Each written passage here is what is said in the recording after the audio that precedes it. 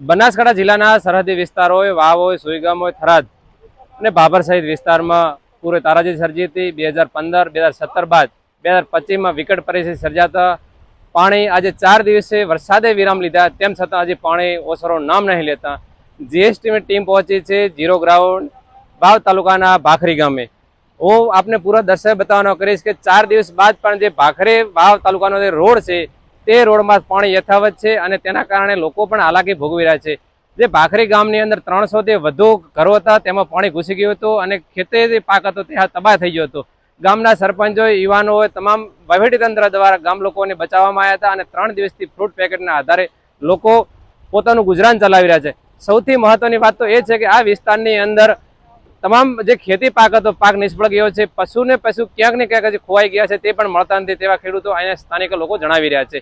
પૂરની પરિસ્થિતિની જો વાત કરવામાં આવે તો 4 દિવસ બાદ પણ અહીંયા જે રોડ વાહન છે તે વાહન નહીં ચાલી શકતા, તેના કારણે પણ ક્યાંક ને ક્યાંક હાલાકી ભોગવવા ક્યાંય જે જીએસટી ટીમ દ્વારા રિયલ્ટી ચેક કરવામાં આવ્યો તો 4 દિવસ બાદ પણ તે ઘૂંટણ સમાજ ખેતરોમાં અંદર પાણી છે અને રોડ છે, આજે આ રોડ છે તે તળાવથી વાવ જાય છે તે રસ્તામાં આજે પણ પાણી ધમી રહ્યા છે।